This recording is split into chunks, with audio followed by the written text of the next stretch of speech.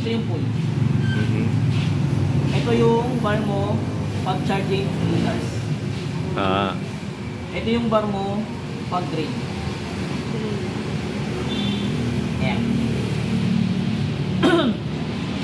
Dito sir, charging mo 62 volts o 63. Depende po sa charging. Dito po, kailangan 57 volts charging ka na. Dito naman is 55 volts.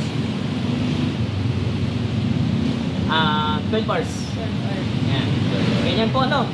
Ngayon sir, from 62 minus may 57, ilan po? 5. Tama po? Ayan. So 5 volts po yung nabawas.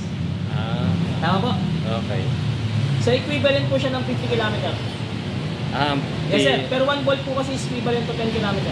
Okay. Ayan. So na-reach nyo po sa isang full charge mo, ng 1 bar lang yung nabawas is 50 km. 50 kilometers agad yun. So ganun po katagal yung battery. Okay po, ayun yung accuracy natin. Nasama nyo na ito dito Ayan yan sir. Ayan yung pinaka-ano niya.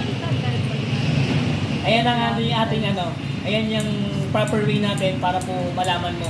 Kasi